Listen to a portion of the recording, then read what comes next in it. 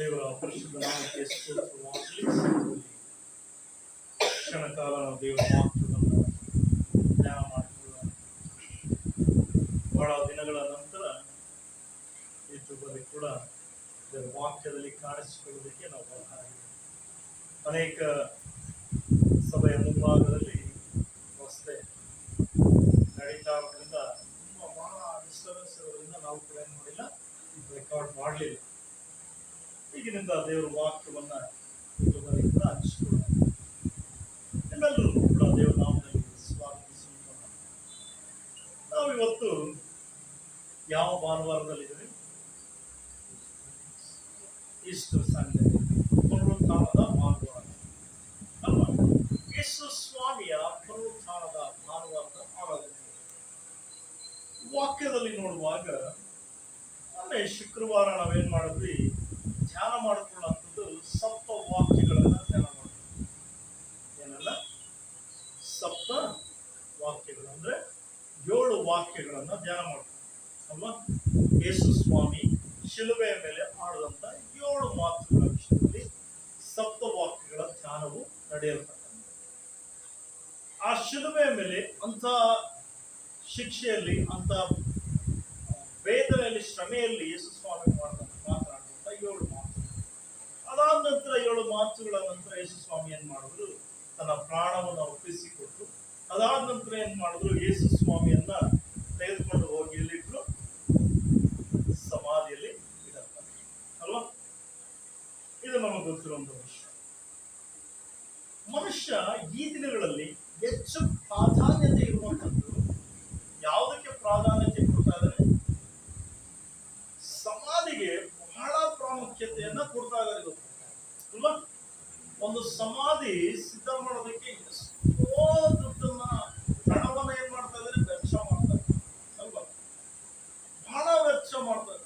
ಒಂದು ಸಮಾಧಿಗೆ 70,000, 75,000, ಲಕ್ಷ, 1.5 ಲಕ್ಷ. ಏನಕ್ಕೆ? ಸಮಾಧಿ. ನಾನು ಕೇಳುವ ಪ್ರಶ್ನೆ, ಸಮಾಧಿ ಮುಖ್ಯನ ಮನುಷ್ಯ ಮುಖ್ಯ? ಎಷ್ಟು ಡಿಸೈನ್ ಆಗಿ ಅಲಂಕಾರ ಮಾಡಿ ನಾವು ಸಮಾಧಿಯನ್ನ ಕಟ್ಟಿಸಿದ್ರು, ಆ ಸಮಾಧಿ ಏನ್ ಮಾಡುತ್ತೆ? ವಾಕ್ಯ ಹೇಳುತ್ತೆ, ಇವೇನಾಗ್ಬಿಡ್ರೆ ಸುಣ್ಣ ಹಚ್ಚಿದ ಸಮಾಧಿಗಳಾಗ್ಬಿಡ್ರಿ. ಅಂದ್ರೆ ಬಣ್ಣ ಬಣ್ಣದ ಆಕಾರದ ರೀತಿಯಲ್ಲಿ ಸಮಾಧಿ ಆಗ್ಬೇಡ್ರಿ. ಅಂದ್ರೆ ಸಮಾಧಿ ಏನಂತಂದ್ರೆ, ಸಮಾಧಿ ಜೀವ ಇಲ್ದಿರೋ, ಜೀವ ಇದೆಯಾ ಸಮಾಧಿ? ಸಮಾಧಿಯಲ್ಲಿ ಯಾವ ಜೀವನ ಇಲ್ದಿರೋಂತ, ಜೀವವಿಲ್ಲದಿರೋಂಥದಕ್ಕೆ ಎಷ್ಟೋ ಅಲಂಕಾರಗಳನ್ನ ಮಾಡಿ, ಎಷ್ಟೋ ಖರ್ಚು ವೆಚ್ಚಗಳನ್ನ ಮಾಡಿ. ಇನ್ನೂ ಒಂದು ರೀತಿ ಹೇಳ್ಬೇಕಾದ್ರೆ, ಆ ಮನುಷ್ಯ ಬದುಕಿದ್ದಾಗ ತನ್ನ ಸರಿಯಾಗಿ ನೋಡ್ಕೊಂಡ್ರೋ ಇಲ್ವೋ ಗೊತ್ತಿಲ್ಲ ಅಲ್ವಾ? ಮನುಷ್ಯ ಬದುಕಿದ್ದಾಗ ಸರಿಯಾಗಿ ನೋಡ್ಕೊಂಡ್ರೋ ಇಲ್ವೋ ಗೊತ್ತಿಲ್ಲ. ಆದ್ರೆ ಸಮಾಧಿ ಮಾತ್ರ ಅಲಂಕಾರವಾಗಿ ಅಲ್ವಾ? ತುಂಬಾ ಇಂಪಾರ್ಟೆನ್ಸ್ ಆಗುತ್ತೆ. ಎಷ್ಟೋ ಜನ ಇವತ್ತು ಸತ್ತು ಸಮಾಧಿಯಲ್ಲಿ ಇಡಲ್ಪಡ, ಎಷ್ಟೋ ಜನ ಗಣ್ಯರು ತೀರಿ ಹೋಗ್ತಾರೆ, ಎಷ್ಟೋ ಜನ ಆಗರ್ಭ ಶ್ರೀಮಂತರು ಎಲ್ಲರನ್ನೂ ಕೂಡ ಎಲ್ಲಿಟ್ರು? ಸಮಾಧಿಯಲ್ಲಿಟ್ರು. ಕೆಲವರು ಅವರವರ ಸ್ಥಿತಿಗೆ ತಕ್ಕ ಹಾಗೆ ಖರ್ಚುಗಳನ್ನ ಮಾಡಿಟ್ರು. ಬಟ್ ನಾನು ಹೇಳುವಂಥದ್ದು, ಸಮಾಧಿಗೆ ಅಷ್ಟು ಖರ್ಚು ಮಾಡುವಂಥದ್ದು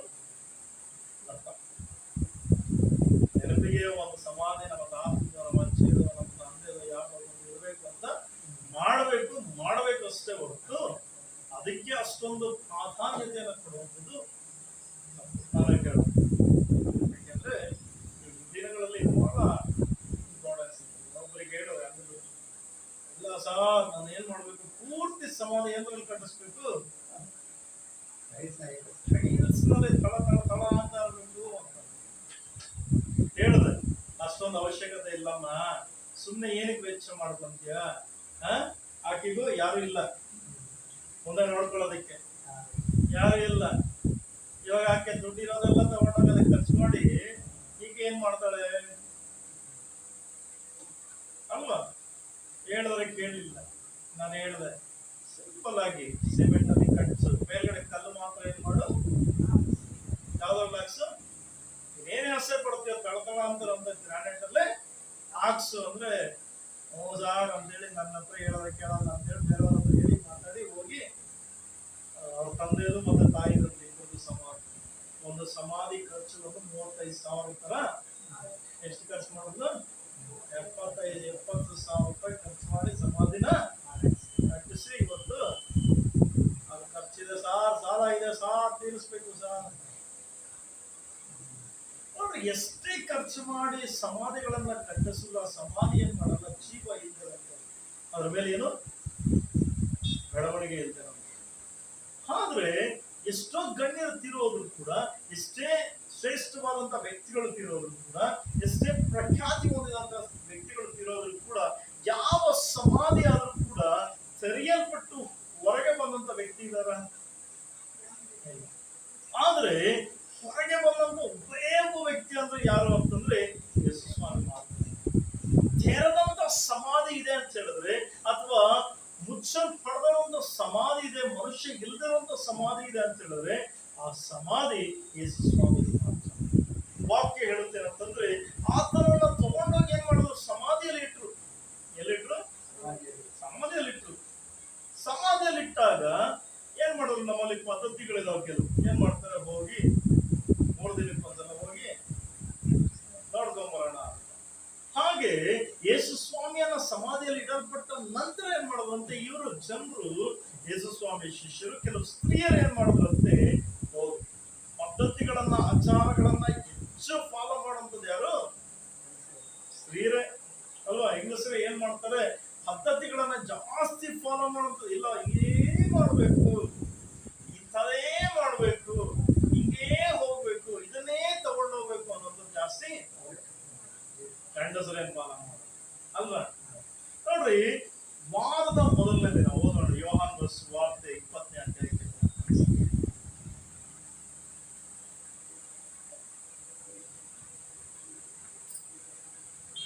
ಯೋಹಾನ ಸುವಾರ್ತೆ 20ನೇ ಅಧ್ಯಾಯ 1ನೇ ವಚನ. ವಾರದ ಮೊದಲನೆಯ ದಿನದಲ್ಲಿ ಮಗ್ದಲದ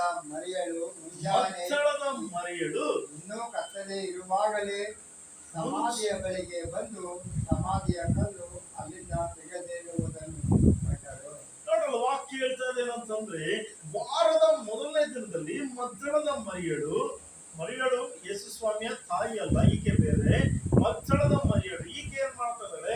ಇನ್ನೂ ಕತ್ತಲಿರುವಾಗಲೇ, ಇನ್ನು ಬೆಳಗಿನ ಜಾವದಲ್ಲಿ ಇನ್ನೂ ಕತ್ತಲಿದೆ, ಕತ್ತಲಿರುವಾಗಲೇ ಏನ್ ಮಾಡೋದಂತೆ, ಸಮಾಧಿಯ ಬಳಿಗೆ ಬಂದು ಕಲ್ಲು ಅಲ್ಲಿಂದ ತೆಗೆದಿರುವುದನ್ನು ಕಂಡಾಳೆ.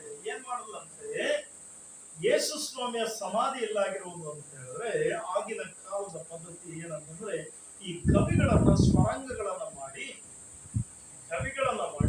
ಅದರಲ್ಲಿ ಸಮಾಧಿ ಮಾಡ್ತಾರೆ. ಈಗ ನಾವೇನ್ ಮಾಡ್ತೀವಿ, ಹುಂಡಿ ತೋಡಿ ಅದರಲ್ಲಿ ಇಟ್ಟುಬಿಟ್ಟು ಆಮೇಲೆ ಸಮಾಧಿಯನ್ನ ಕಟ್ಟಿಸ್ತಾರೆ. ಆಗಿನ ಕಾಲದಲ್ಲಿ ಏನಂತಂದ್ರೆ, ಸಮಾಧಿಗಳು ಸಿದ್ಧವಾಗಿರ್ತಾ ಇತ್ತು. ಯಾರನ್ನು ಇಡಲ್ಪಡದೇ ಇರುವಂತ ಸಮಾಧಿ ಅಂದ್ರೆ, ಒಂದೊಂದು ಸಮಾಧಿಗಳಲ್ಲಿ ಏನ್ ಮಾಡ್ತಾ ಇದ್ರು, ಅವರ ವಂಶಿಕರನ್ನ ಒಬ್ಬರನ್ನ, ಇಬ್ಬರನ್ನ, ಮೂರನ್ನ ಹಿಂಗೆ ಜೋಡಣೆ ಕೂಡ ಮಾಡ್ತಾ ಇದ್ರು. ಅಂತ ಸ್ಥಿತಿಯಲ್ಲಿರುವಾಗ ಆ ಗರ್ಭಿ ಒಳಗಡೆ ಇರುವಂತದನ್ನ ಅದಕ್ಕೆ ಒಂದು ದೊಡ್ಡ ಕಲ್ಲನ್ನ ಮುಚ್ಚಿಬಿಡ್ತಾರೆ. ಮುಚ್ಚೋದು ಮಾತ್ರವಲ್ಲ, ಸಿಪಾಯಿಗಳನ್ನು ಕೂಡ ಕಾವಲಿಟ್ಟಿರ್ತಾರೆ. ಯಾರು? ಸರ್ಕಾರ.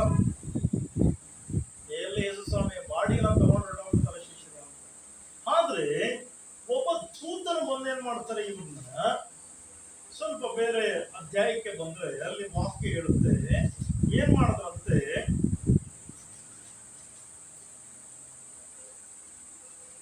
ಆ ಸಮಾಧಿಯ ಕಲ್ಲನ್ನ ಏನ್ ಮಾಡ್ತಾನೆ, ಒಬ್ಬ ದೂತನು ಬಂದು ಏನ್ ಮಾಡ್ತಾರೆ, ಅದನ್ನ ಸರಸ್ತಾರೆ.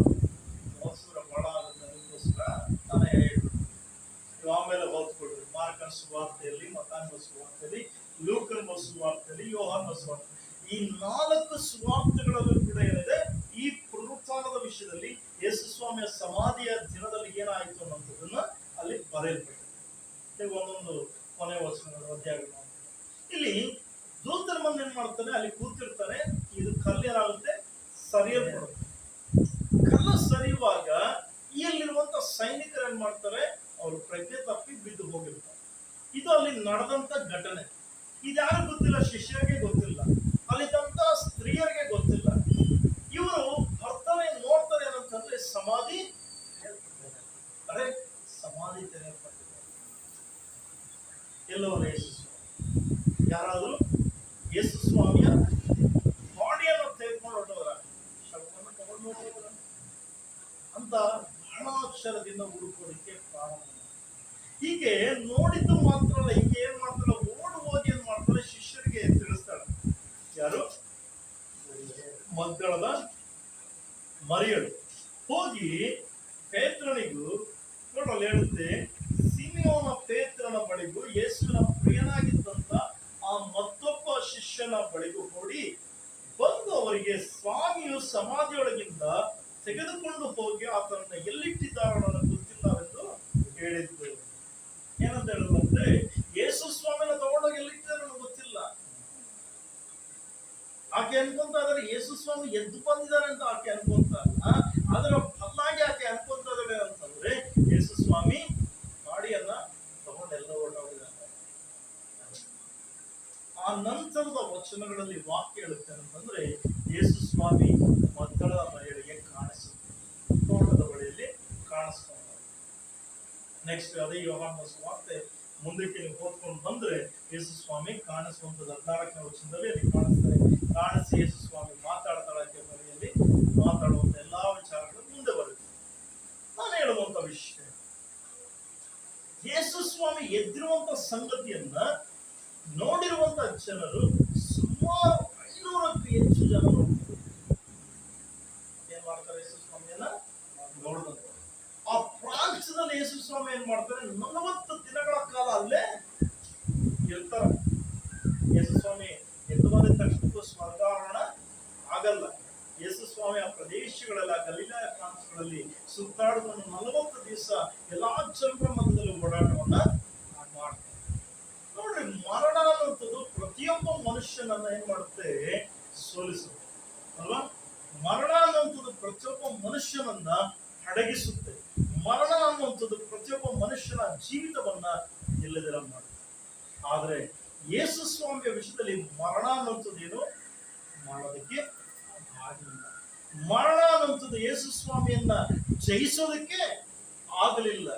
ಮರಣ ಅನ್ನುವಂಥದ್ದು ಯೇಸು ಸ್ವಾಮಿಯ ಮೇಲೆ ಅಧಿಕಾರವನ್ನ ಚಲಾವಣೆ ಮಾಡೋದಕ್ಕೆ ಆಗ್ಲಿಲ್ಲ. ಯಾಕೆಂದ್ರೆ ಮರಣವನ್ನ, ತನ್ನ ಪ್ರಾಣವನ್ನ ಕೊಡುವುದಕ್ಕೂ ತನ್ನ ಪ್ರಾಣವನ್ನ ಮತ್ತೆ ಹಿಂಪಡೆಯೋದಕ್ಕೂ ಯೇಸು ಸ್ವಾಮಿಗೆ ಅಧಿಕಾರ.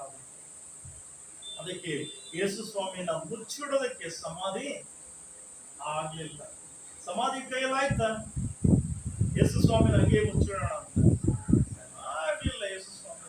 ಯೇಸು ಸ್ವಾಮಿಯನ್ನ ಅಧಿಕಾರವನ್ನ, ಯೇಸು ಸ್ವಾಮಿಯ ಮೇಲೆ ಅಧಿಕಾರವನ್ನ ಚಲಾಯಿಸೋದಕ್ಕೆ ಯಾವ ಸಮಾಧಿಗೂ ಕೂಡ ಆಗಿಲ್ಲ, ಯಾವ ಮರಣಕ್ಕೂ ಆಗಿಲ್ಲ. ಅಂತ ಯೇಸು ಸ್ವಾಮಿಯನ್ನ ಕಂಡುಕೊಂಡಂತ ವ್ಯಕ್ತಿಗಳನ್ನ ಅಲ್ವಾ? ಯೇಸು ಸ್ವಾಮಿಯನ್ನ ನಂಬಿದೀವ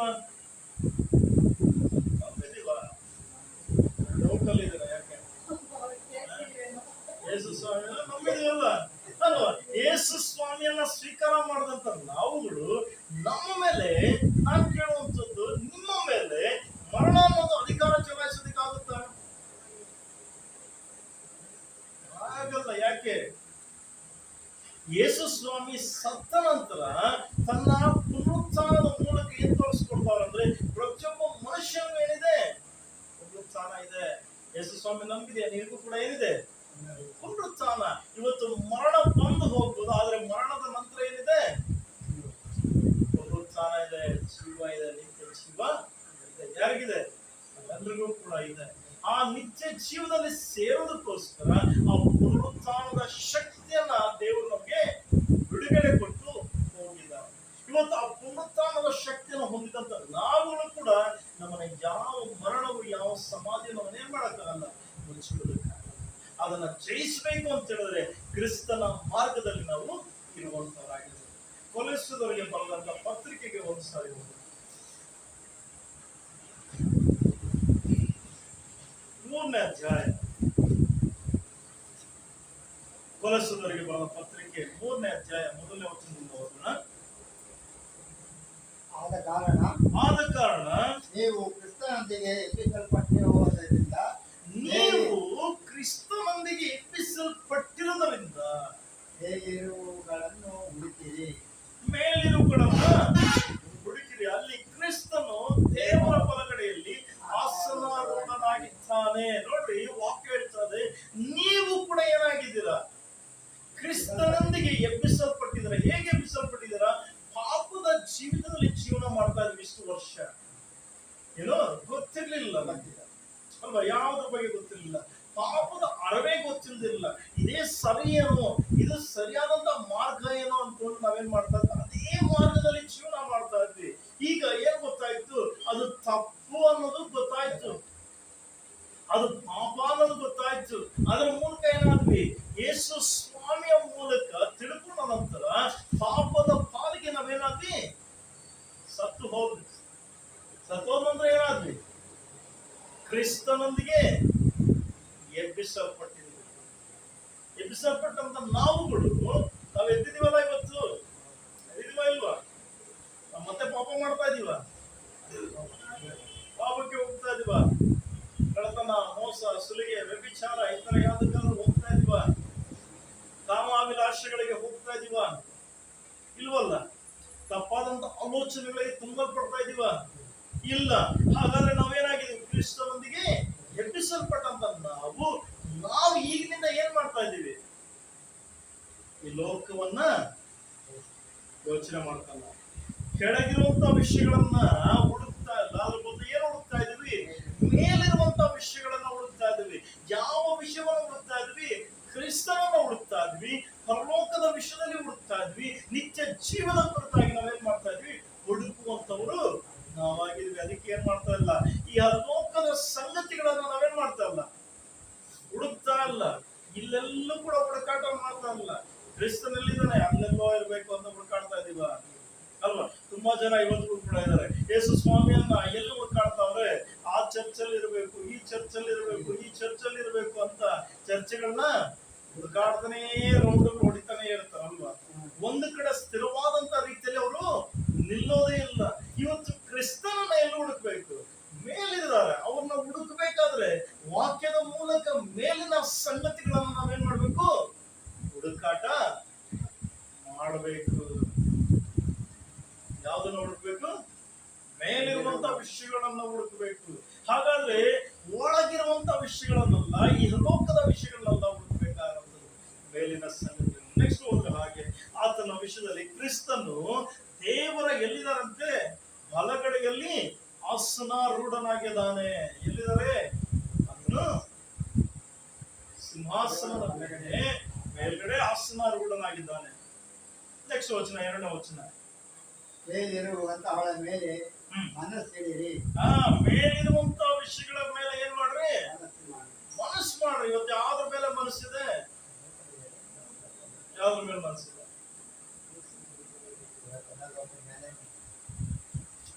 ಯಾವ್ದ್ರ ಮೇಲೆ? ಲೋಕದ ಮೇಲೆ ಮನಸ್ಸಿದೆ. ಯಾವ್ದ್ರ ಮೇಲಿದೆ? ಹಣದ ಮೇಲೆ, ಆಸ್ತಿ ಮೇಲೆ ಮನಸ್ಸಿರೋದು. ಯಾವ್ದ್ರ ಮೇಲಿದೆ? ಹಣ, ಆಸ್ತಿ, ಅಧಿಕಾರ, ಹೆಸರು, ಕೀರ್ತಿ ಅಲ್ವಾ?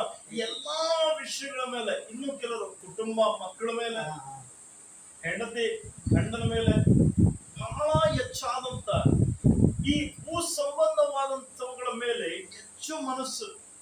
ವಾಕ್ಯ ಹೇಳುತ್ತೆ ಏನಂದ್ರೆ, ನಿನ್ನ ಮನಸ್ಸು ನಿನ್ನ ಗಂಟೆಲ್ಲಿದೆಯೋ ಅಲ್ಲೇ ನಿನ್ನ ಮನಸ್ಸು ಅಲ್ಲೇ ಇರುತ್ತೆ. ವಾಕ್ಯ ಹೇಳುತ್ತೆ. ನಿನ್ನ ಗಂಟೆಲ್ಲಿದೆ ಹಂಗಾದ್ರೆ ಮನೇಲಿ ಬೀರೋಲಿದ್ರೆ ಬೀರೋ ಮೇಲೆ ಇರುತ್ತೆ ಮನಸ್ಸು. ಅಲ್ವಾ? ಮನೇಲಿದ್ರೆ ಮನೇಲೇ ಇರುತ್ತೆ, ಆಸ್ತಿ ಮೇಲಿದ್ರೆ ಆಸ್ತಿ ಮೇಲೆ ಇರುತ್ತೆ, ಅಲ್ಲೇ ಇರುತ್ತೆ ನಮ್ಮ ಮನಸ್ಸು. ನಾವು ಮಾತ್ರ ಇಲ್ಲಿರ್ತೀವಿ. ಎಲ್ಲಿದ್ದೀವಿ ನಾವು? ಇಲ್ಲೇ ಇದ್ದೀವಿ. ನಮ್ಮ ಮನಸ್ಸು ಅಲ್ಲೇ. ಹಾಗಾದ್ರೆ ನಾವು ಯಾವ್ದನ್ನ ಹುಡುಕಾಟ ಮಾಡ್ತಾ ಇದೀವಿ? ಇಲ್ಲೇ ಹುಡುಕಾಟ ಮಾಡ್ತಾ ಇದ್ದೀವಿ. ಮೇಲಿರುವಂತಗಳ ಮೇಲೆ ಏನ್ ಮಾಡ್ರಿ? ಹುಡುಕ್ರಿ, ಮನಸ್ಸಿಡ್ರಿ. ಅದಕ್ಕೆ ಹೇಳುತ್ತೆ, ಭೂ ಸಂಬಂಧವಾದವುಗಳ ಮೇಲೆ ಇಡಬೇಡ್ರಿ. ಯಾಕೆಂದ್ರೆ ನೀವು ಜೀವವು ಕ್ರಿಸ್ತನೊಂದಿಗೆ ದೇವರಲ್ಲಿ ಮರೆಯಾಗಿದ್ದರೆ. ಏನಾಗಿದೆ ಅಂತೆ? ನೀವೇನಾಗಿದ್ರಿ? ಆಲ್ರೆಡಿ ಭೂ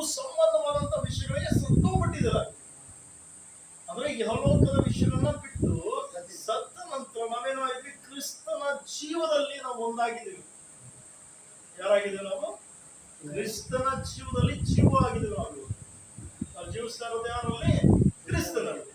ಕ್ರಿಸ್ತನಲ್ಲಿ ಜೀವಿಸುವಾಗ ನಾವು ಕ್ರಿಸ್ತನಿಗೋಸ್ಕರ ಜೀವಿಸ್ತಾ ಕ್ರಿಸ್ತನ ಸಂಗತಿಗಳನ್ನ ತಿಳ್ಕೊಳ್ತಾ ಅದನ್ನ ಹುಡುಕಾಟ ಮಾಡೋದನ್ನ ಬಿಟ್ಟು ನಾವು ಮತ್ತೆ ಲೋಕದಲ್ಲಿ ಹುಡುಕ್ತಾ ಇದ್ರೆ ನಾವು ಬದುಕಿದೀವಂತನ ಸತ್ತಿದೀವಂತನ? ಸತ್ತಿದೀವಂತ ವಾಕ್ಯವನ್ನು ಮಾತಾಡುತ್ತೆ. ಕ್ರಿಯೆಗಳಿಲ್ಲದೆ ಇರುವಂತ ನಂಬಿಕೆಯು ಅದೇನಾಗಿದೆ? ಹೌದಿಲ್ಲ? ಕ್ರಿಯೆಗಳಿಲ್ಲದೆ ಇರುವಂತ ನಂಬಿಕೆ ಅದು ಸತ್ತಂತದಾಗಿದೆ. ಜೀವ ಇಲ್ಲದಿರುವಂತ ಶವ ಅಲ್ವಾ? ಕ್ರಿಯೆಗಳಿಲ್ಲದೆ ಇರುವಂತ ನಂಬಿಕೆ ನಮ್ಮ. ಹಾಗಾದ್ರೆ ನಮ್ಮಲ್ಲಿ ಜೀವ ಇಲ್ಲ, ನಮ್ ಜೀವ ಇಲ್ಲ ಅಂತ ಹೇಳಿದ್ರೆ, ಕ್ರಿಯೆ ಇಲ್ಲ ಅಂತ ಹೇಳಿದ್ರೆ, ಒಂದು ವ್ಯಕ್ತಿ ಬಿದ್ದಿದ್ದಾನೆ, ಆ ವ್ಯಕ್ತಿಯಲ್ಲಿ ಏನು ನಡೀತಾ ಇಲ್ಲ. ಆ ವ್ಯಕ್ತಿನ ಹೇಗೆ ಚೆಕ್ ಮಾಡ್ತೀರಾ? ಫಸ್ಟ್ ಉಸಿರಾಡ್ತಾವ ಇಲ್ಲಿ ನೋಡ್ತೀವಿ ಅಲ್ವಾ? ಆಮೇಲೆ ಹೃದಯ ಬಡಿತ, ನಾಡಿ ಇದೆಲ್ಲ ಮುಟ್ಟಿ ನೋಡ್ತೇವೆ ಅಲ್ಲ? ನೋಡಿದ್ಮೇಲೆ ಏನ್ ಮಾಡ್ತೀವಿ? ಅದರಲ್ಲಿ ಏನೂ ಪಡ್ಕೊಂತ ಇಲ್ಲ, ಉಸಿರು ಬರ್ತಾ ಇಲ್ಲ, ಹೃದಯ ಪಡ್ಕೊಂತ ಇಲ್ಲ, ಏನಿಲ್ಲ ಅಂದ್ರೆ ಏನ್ ಮಾಡ್ತೀರಾ? ಏನಂತ ಲೆಕ್ಕ? ಫಸ್ಟ್ ಅದನ್ನ ನೋಡಿದ ತಕ್ಷಣ ಕನ್ಸಿಡರ್ ಮಾಡ್ತೀವಿ ಅಂತ ಇಲ್ಲ ಅಂತ. ಯಾಕೆ? ಏನೋ ಅಕ್ಷರ ಇಲ್ವಲ್ಲ, ಹೊಡ್ಕೊಂತ ಇಲ್ಲ, ಉಸಿರಾಡೋದು ಇಲ್ವಲ್ಲ, ಇದನ್ನಲ್ಲ. ಅದಕ್ಕೆ ಡೌಟ್ ಬಂದ್ಬಿಡುತ್ತೆ. ಕೆಲವ್ರು ನಿದ್ದೆ ಮಾಡ್ತಾ ಇರ್ತಾರೆ, ಗಾಢವಾಗಿ ನಿದ್ದೆ ಮಾಡ್ತಾ ಇರ್ತಾರೆ, ಬಾಡಿ ಫುಲ್ ಹಿಂಗೆ ಇರುತ್ತೆ, ಹಿಂಗೂ ಅಂತಾರಲ್ಲ, ಏನು ಆಕ್ಷನ್ ಇರಲ್ಲ ಅಂತದ್ದು ನೋಡಿ ಏನ್ ಮಾಡ್ತಾರೆ? ಡೌಟ್ ಬರುತ್ತೆ. ಕ್ರಿಯೆ ಇಲ್ಲದೆ ಇರುವಂತದ್ದು ಏನಾಗಿದೆ? ಸತ್ತಂತ. ಹಾಗಾದ್ರೆ ನಮ್ಮಲ್ಲಿ ಕ್ರಿಸ್ತನಲ್ಲಿರುವಂತ ಕ್ರಿಯೆಗಳಿಲ್ಲದೆ ಇರುವಾಗ ನಾವು ಏನಾಗಿದ್ದೀವಿ? ನಾವು ಸತ್ತಿರ್ಬೇಕ, ಎದ್ದಿರ್ಬೇಕು. ವಾಕ್ಯದಲ್ಲಿ ಹೇಳಿದ್ರು, ಎಚ್ಚರವಾಗಿರ್ರಿ, ಏನ್ ಮಾಡ್ಬೇಡ್ರಿ, ನಿದ್ರೆ ಮಾಡುವವನೇ ಎಚ್ಚರಗೊಳ್ಳು ಅಲ್ವಾ?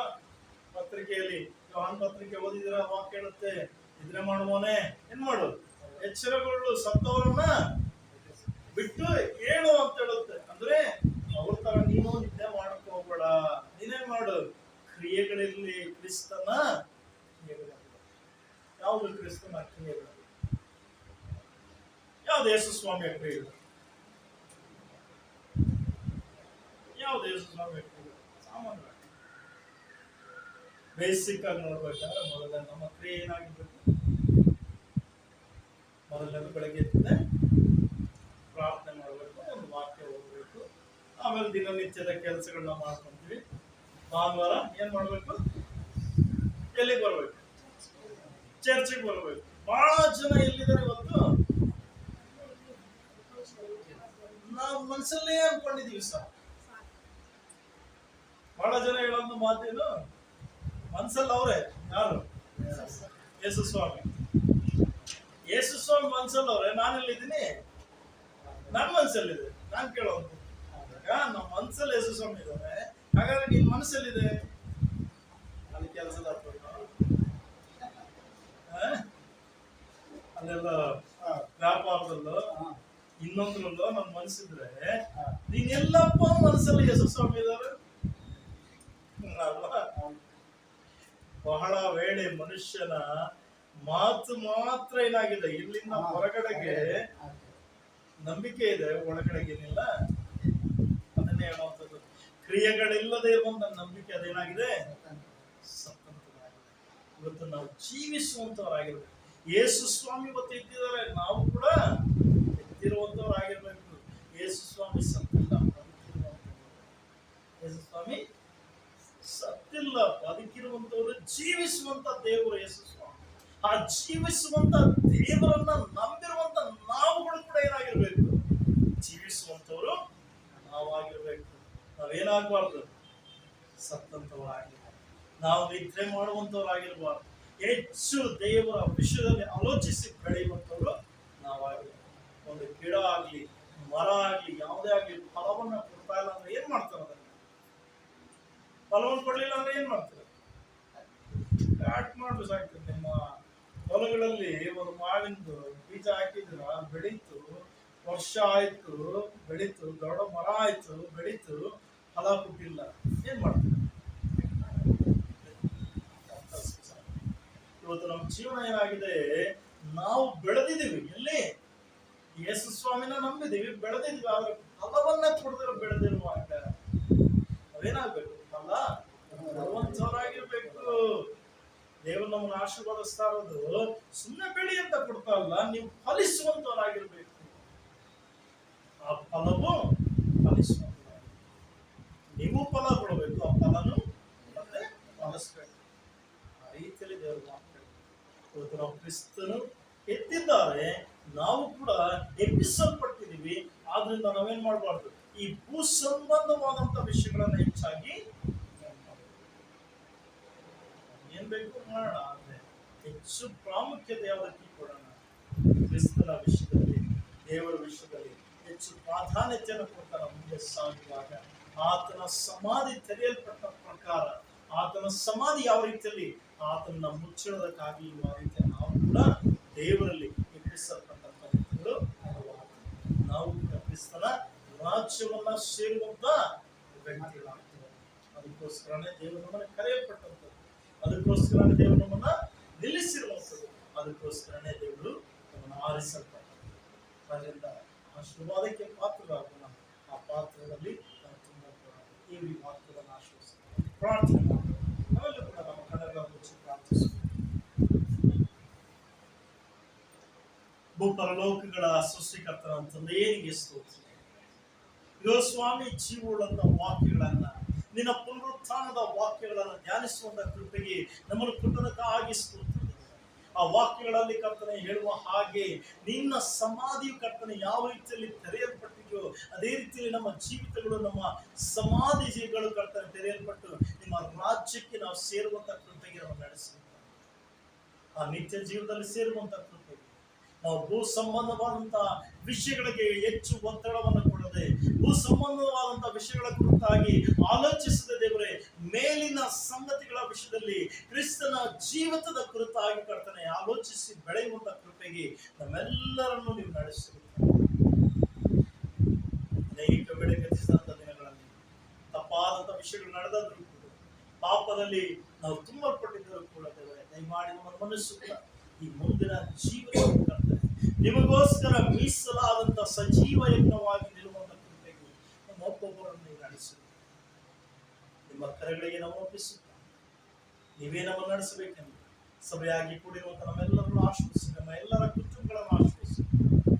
ಕರ್ತನೆ ಸೋಷಿಯಲ್ ಮೀಡಿಯಾ ಮೂಲಕವಾಗಿ ನೋಡುತ್ತಿರುವಂತ ಎಲ್ಲಾ ಕುಟುಂಬಗಳನ್ನು ಆಶ್ರಯಿಸಿ, ಅವರ ಕುಟುಂಬಗಳಲ್ಲಿ ನೂತನ ಜೀವನ ತುಂಬಲ್ಪಟ್ಟು ಕರ್ತನೆ ಕ್ರಿಸ್ತನ ಪುನರುಜ್ಜೀವನವು ಕರ್ತನೆ ತುಂಬಲ್ಪಡುವಂತ ಕೃಪೆ ನಮ್ಮೆಲ್ಲರನ್ನು ನಡೆಸಿ ನಮ್ಮ ರಕ್ಷಕನ ಒಡೆಯ ಅಂತ ನಮ್ಮ ನಜರೇತಿನ ಯೇಸುವಿನ ಹೆಸರಲ್ಲಿ ಪ್ರಾರ್ಥಿಸಿ ಬೇಡಿಕೊಂಡಿದ್ದೇವೆ ತಂದೆ. ನಾವು ದೇವರ ಆಶೀರ್ವಾದವನ್ನು ಕೊಡೋಣ. ನಮ್ಮ ಕರ್ತನಾದ ಯೇಸು ಕ್ರಿಸ್ತನ ಕೃಪೆಯು, ನನ್ನ ದೇವರ ಪ್ರೀತಿಯು, ಪರಿಶುದ್ಧಾತ್ಮ ನಡೆಸುವಿಕೆಯು, ಕ್ರಿಸ್ತನ ಎಬ್ಬಿಸಲ್ಪಟ್ಟಂತ ಪುನರುತ್ಥಾನದ ಶಕ್ತಿಯು ಈಗಲೇ ಯಾವಾಗ ನಮ್ಮೆಲ್ಲರ ಸಂಗಡ, ನಮ್ಮ ಕುಟುಂಬಗಳ ಸಂಗಡ ನಿತ್ಯ ಕಾಲದ ಮೇಲೆ